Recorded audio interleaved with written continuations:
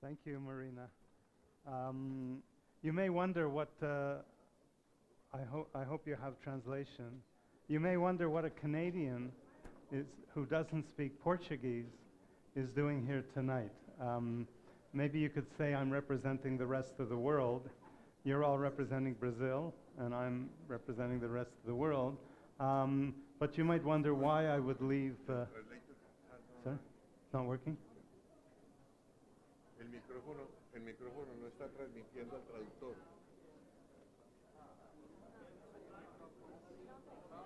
La traducción no recibe el audio. ¿Ya?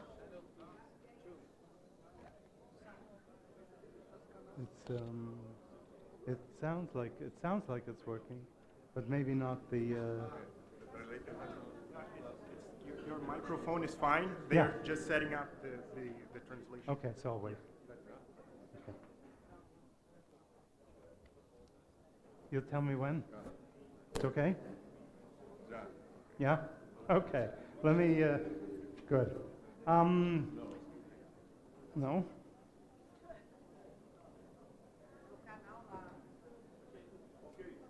Okay? Okay. Okay. Português está. O Okay. português está. Okay, now you must really wonder what a Canadian who doesn't speak Portuguese is doing standing here tonight. Why would I leave Montreal when it's minus 20 degrees and come to Brasilia where it's plus 30 degrees? And the simple answer, there are two answers. One answer is that I love Brazil. I think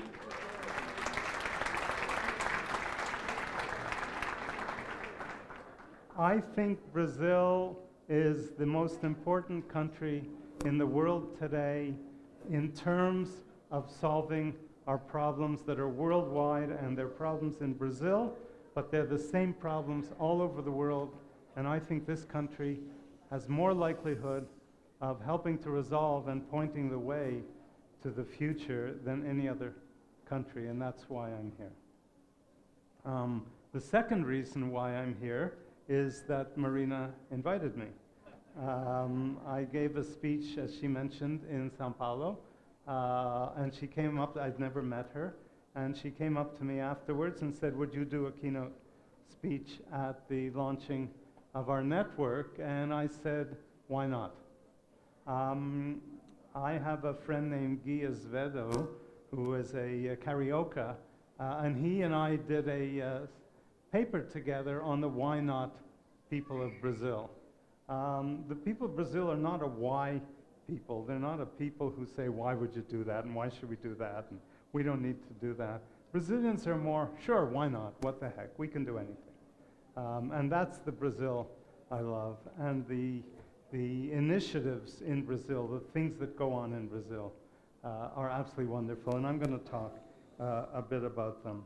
So when Marina invited me, I said, why not? Why not to come to a country that's a why not country? Now, I have to admit something. I do speak one word of Portuguese, aside from Brigado. I speak, I don't know how to pronounce it, and I'm told it's something like saudade, saudade. And every Brazilian friend I have tells me that no foreigner could possibly understand what it means. So I have this word that I can't understand, but I think I understand it. And what I'd like to say is that saudade for me is Brazil before 2010. It's the Brazil before the crisis. It's the Brazil before all the problems that came up in the country. And that's the Brazil that I think we need to bring back. And that's why I'm so supportive of what Marina is doing, because that offers the hope of bringing back that kind of why not attitude in Brazil, not only for Brazil, but for the rest of the world. I think Brazil can point the way, and I'll talk about that in a moment. Now I have trouble. Whoops, I have to point it that way. Okay. Now I have trouble because it's in Portuguese and I have it in English here, and I need about 5 hands to do all this. So, please step back and come back to where you were. And let me give you an example of how I think that's possible and I think can even be happening. I want to ask you an unfair and irreverent question. And the question is, which country is more corrupt, Brazil or the United States? Ela no cenário de crime. A corrupção nos Estados Unidos hoje ela é legal. A corrupção nos Estados Unidos é legalizada. O Supremo ele acabou de ter doações políticas de empresas. Os políticos, alguns anos atrás, eles abriram as portas para as doações políticas nos Estados Unidos. E isso está destruindo a democracia americana. Isso está destruindo a democracia americana. Então, eu acredito que o Brasil é muito mais capaz de lidar com a crise do que os Estados Unidos, porque as pessoas não têm forma alguma de lidar com a crise nos Estados Unidos. Nós temos todos os tipos aqui no Brasil de lidar com a crise. Bom, eu fiz uma observação há um minuto atrás do Donald Trump. Ele não tem um poeta para ele.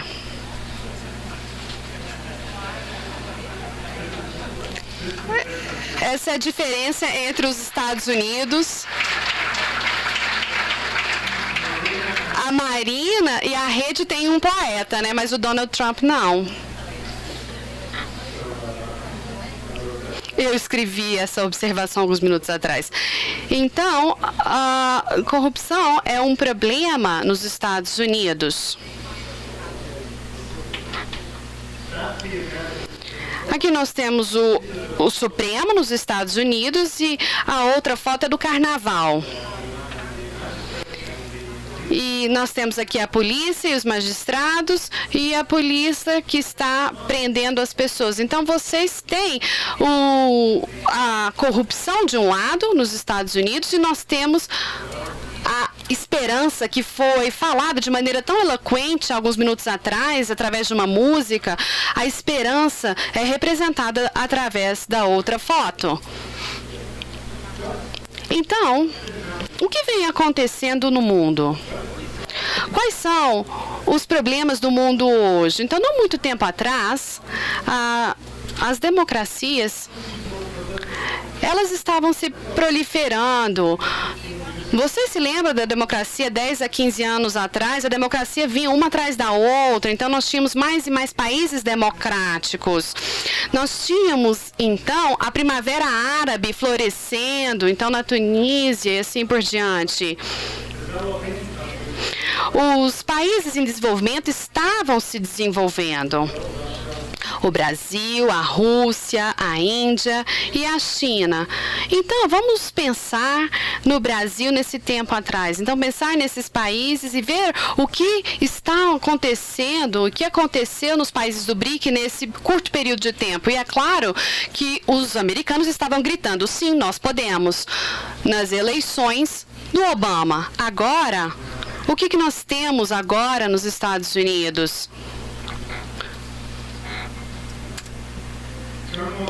Nós temos um tumulto no Oriente Médio, nós temos um caos, nós temos gangsters em palácios presidenciais na Rússia, no Egito, na Venezuela e em mais países.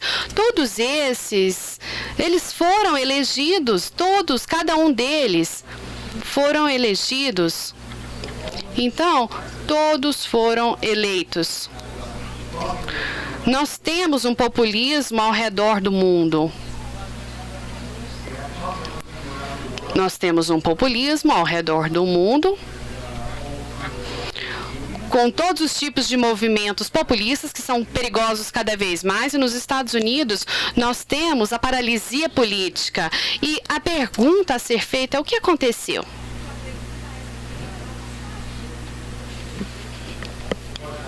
O que aconteceu? 1989 aconteceu. O Muro de Berlim caiu em 1989 e as coisas não foram as mesmas desde então.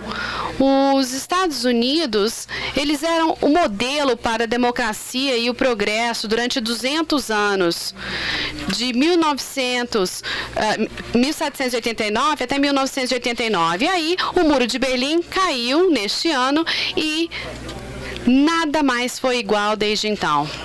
Então, o que aconteceu? Nós tivemos a conclusão, o triunfo do capitalismo. A conclusão de que nos Estados Unidos o capitalismo virou o comunismo. E isso venceu, desculpa, o comunismo. Isso é totalmente errado. Então, nós temos o comunismo entrando em colapso. O comunismo, ele estava desequilibrado. O comunismo estava desequilibrado no lado esquerdo do espectro político. Nós não tínhamos um equilíbrio entre o setor político e privado. Então, nós tínhamos o setor privado com todo o poder. Os Estados Unidos, ele estava muito bem balanceado nessa época. Então, pensem, aqui nós temos alguns presidentes americanos. Nós temos Roosevelt, Lincoln, e eu não mostro o Kennedy, eu mostro o Johnson aqui, porque o Lincoln Johnson, ele introduziu os programas de bem-estar social que não poderiam ser concretizados nos Estados Unidos nos dias de hoje. Depois da guerra de 1945 a 1989, os Estados Unidos estava florescendo em aspectos políticos, econômicos e sociais. E o país, ele estava indo muito bem naquele período. Desde então, 1989, tudo entrou em colapso, porque o capitalismo, ele não triunfou. O que aconteceu? Os Estados Unidos, ele estava balanceado, equilibrado, e os países ocidentais também estavam equilibrados no setor privado. Mas a crença de que o capitalismo havia triunfado permitiu que o capitalismo se tornasse o movimento dominante desde então. E os Estados Unidos entrou em desequilíbrio. Não é mais uma questão de esquerda e direita. O país, se você olhar para algumas estatísticas dos Estados Unidos, hoje,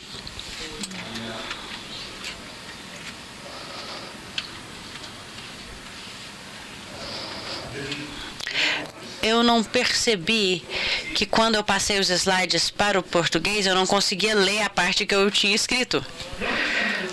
Bom, mas olha, vamos dar uma olhada nas estatísticas. Vamos ver algumas das estatísticas dos Estados Unidos hoje. Em termos de aprisionamento de população carcerária, é a maior população carcerária do mundo. Obesidade. Em termos de obesidade, só o México tem mais obesidade que os Estados Unidos. Uso de drogas.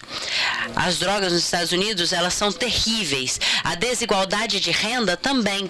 A desigualdade de renda no Brasil é maior do que nos Estados Unidos, mas, pelo menos, vocês estão num processo de corrigi-lo, como, por exemplo, a Bolsa Família e outros programas.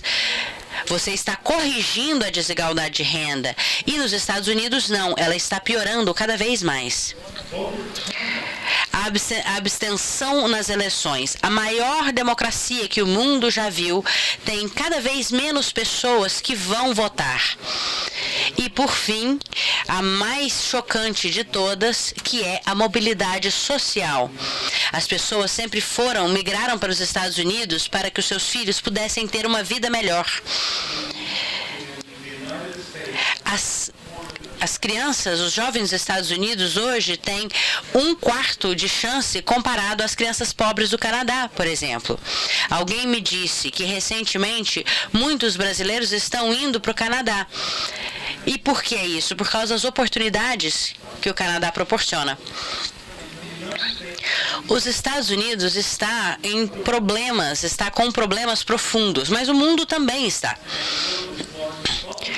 O mundo, na verdade, está seguindo os Estados Unidos. Nós temos um movimento chamado globalização que é incontrolável, praticamente incontrolável, porque ele tira o poder, a autonomia dos indivíduos, dos países individualmente. Por exemplo, nós temos o FMI, nós temos várias agências internacionais que estão trabalhando em prol das forças da globalização, mas não em prol das pessoas ao redor do mundo.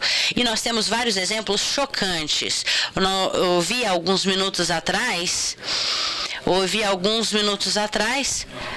sobre o modelo econômico que está dominando o mundo todo hoje. Quais são as crenças desse modelo? Que a ganância é uma coisa boa, que os mercados são suficientes, que a propriedade é sagrada e que os governos são suspeitos. E essa é a mentalidade que está no mundo todo e é uma mentalidade em desequilíbrio. Antigamente, é assim que eram os mercados. Olha só, essa foto foi tirada aqui no Brasil, aliás. Eu agradeço ao Lucas por isso, o Lucas Puccini, que colocou montou esses slides. Maravilhoso, muito obrigado. Essa foto é daqui. O Lucas é daqui, mas ele é meu aluno de doutorado no Canadá. Os mercados eram assim. Agora eles são assim. Esse aqui é a Bolsa de Nova York. Não há um senso de comunidade, um sentido de comunidade. Esse sentido de comunidade foi perdido no mundo. Talvez um pouco menos aqui, um pouco mais nos Estados Unidos, mas em muitos países o mesmo acontece. Lord Keynes, um economista famoso, uma vez disse que no longo prazo estaremos todos mortos. E essa é uma frase altamente citada. Só que ele era um economista. Sabe o que ele queria dizer quando disse nós? Ele não disse nós, um coletivo. Por quê? Porque os economistas eles não enxergam comunidades. Ele estava pensando cada indivíduo, nós no sentido de cada indivíduo, mas agora nós estamos enfrentando uma situação em que todos nós podemos estar mortos no futuro se o aquecimento global continuar como está acontecendo agora. Então, nós temos que tratar esses assuntos de uma maneira melhor do que temos feito até agora. Então, como nós podemos mudar tudo isso? Eu vou pular algumas coisas. Essa é a forma como víamos a política, eu acho que por mais de 2 séculos, quando o parlamento da França, a gente tinha a sociedade civil de um lado e o antigo regime do outro. E essa é a política que domina até hoje. Essa é a política que a Marina e a Rede estão tentando desafiar e mudar.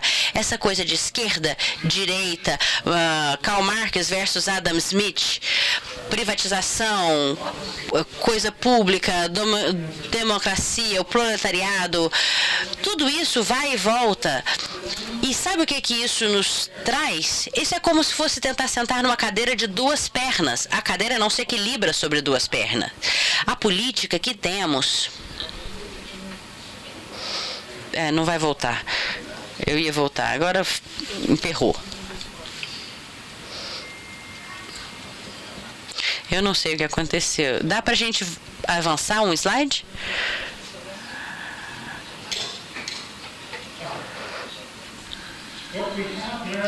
O que nós temos agora é uma política de pêndulo.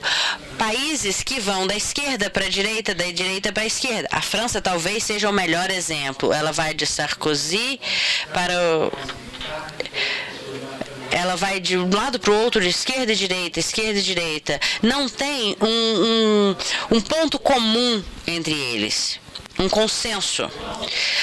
O oposto disso é o que nós temos nos Estados Unidos, que seria a paralisia política. Isso é o que está acontecendo no Congresso americano, é o que estamos dizendo. Não é mais, sim, nós podemos, agora é não, nós não podemos.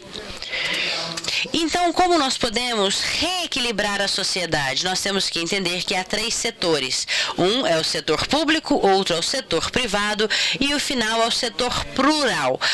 Esse setor plural ele é conhecido por nomes como, por exemplo, sociedade civil, ONGs. Essa sala, por exemplo, a gente tem 70%, 80% de pessoas que são parte desse setor plural. E esse setor não é reconhecido.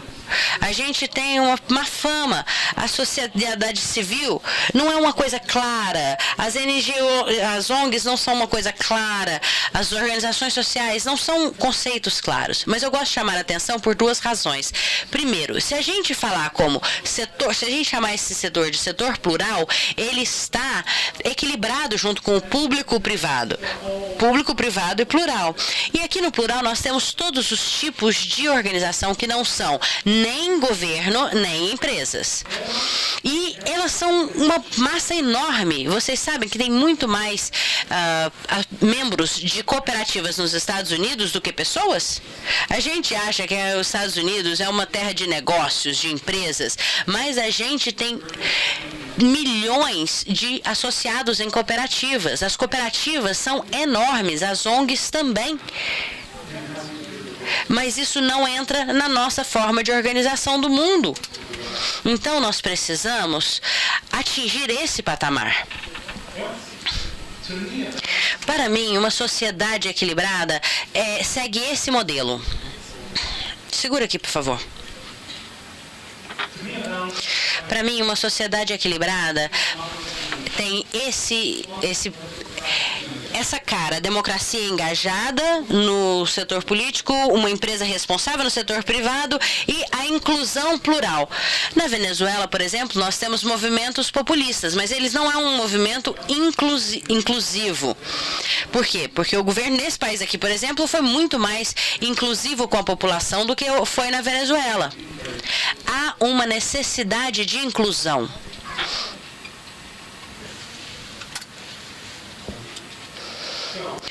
E como vamos chegar lá? Como vamos mudar isso?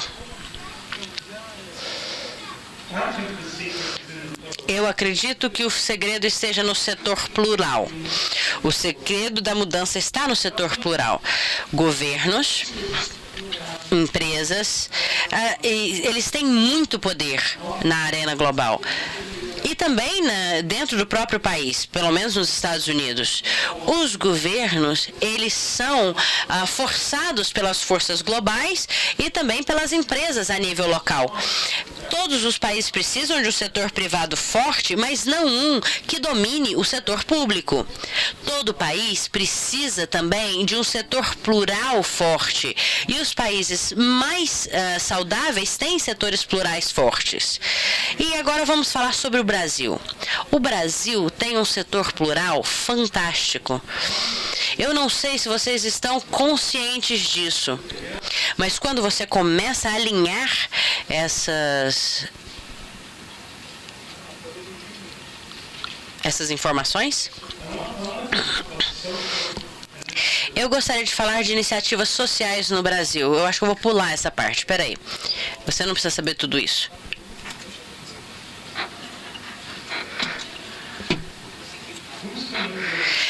Quem vai lidar com o problema?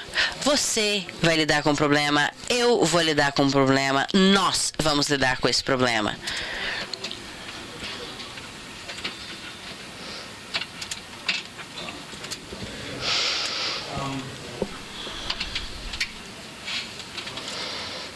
Ops, aconteceu alguma coisa.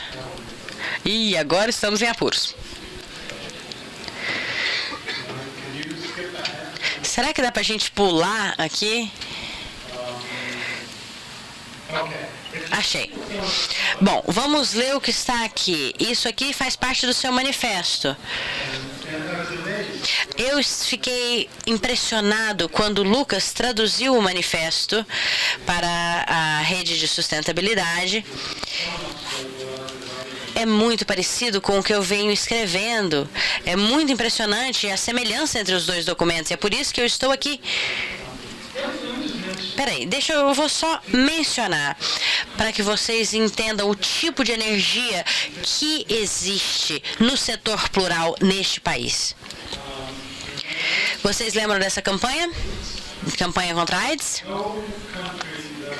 Nenhum país que eu conheço lidou com o HIV melhor do que o Brasil. Nós temos um orçamento participativo em Porto Alegre e em várias outras cidades ao redor do país também e no mundo também, mas graças ao que começou em Porto Alegre. Essas coisas começaram no Brasil. Poucas delas estão disponíveis em outros países. Por exemplo, o movimento do Sem Terra. Nos Estados Unidos, as pessoas fazendo isso aqui, elas estariam na cadeia. Eu fui numa conferência aqui e o chefe do movimento do Sem Terra estava lá e ele estava vendendo geleias das fazendas deles. Eu não conheço nenhum outro país que teria essa atitude positiva em relação a um movimento como o do Sem Terra.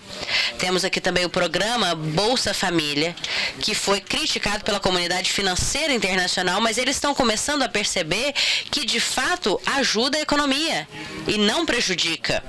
Vocês têm a produção do álcool combustível e o seu incentivo, principalmente para o uso dele, do álcool, nos veículos. Eu quero também falar um pouco sobre as favelas. Tem algo que eu acho muito interessante nas favelas. Em muitas cidades do mundo, as pessoas que moram nessas cidades, por exemplo, a classe média que mora nessa cidade, não tem dinheiro para morar nessa cidade. Por exemplo, em Londres, Nova York, Vancouver. E a razão para isso é que os interesses externos vêm, compram várias casas, condomínios, não necessariamente para morar lá, mas eles compram só para fazer um investimento. E quando eles fazem isso, isso eleva o preço do mercado imobiliário. Em Vancouver, uma casa normalzinha, uma casinha que até teve que ser demolida, pequena, foi vendida por $1 milhão. Às vezes as pessoas não têm dinheiro para morar na sua própria cidade. Agora, o interessante sobre as favelas é que elas têm o efeito oposto. Ela faz com que várias pessoas pobres saiam do mercado imobiliário quando eles vão para a favela. E isso faz com que os preços do mercado caiam. Eu acho que alguns economistas aqui vão argumentar o contrário, mas é uma hipótese que eu pensei.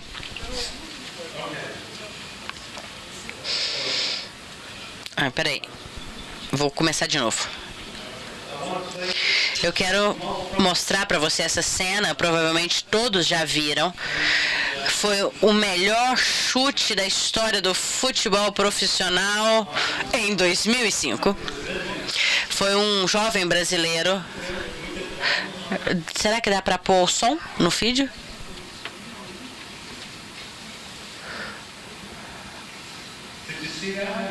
Vocês viram isso? Foi o melhor gol de 2015. Foi um gol de bicicleta. O do Messi foi o segundo lugar, mas ele é argentino, né?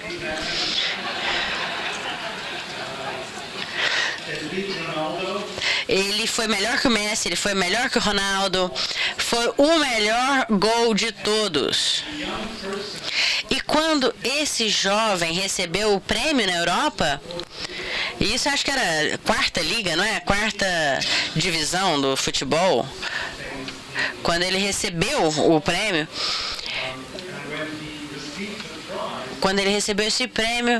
ele falou sobre ser como Davi frente a Golias. Eu queria que vocês colocassem o som nesse vídeo. Isso é importante.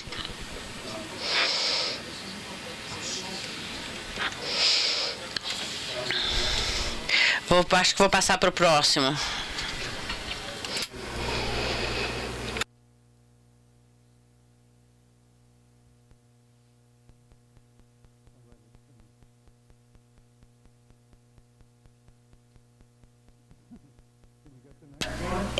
A gente consegue passar para o próximo slide?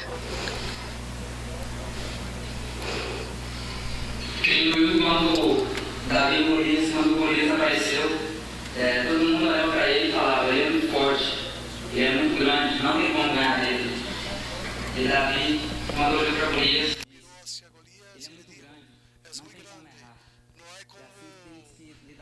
provocar la puntería y así es que debemos de ver las cosas.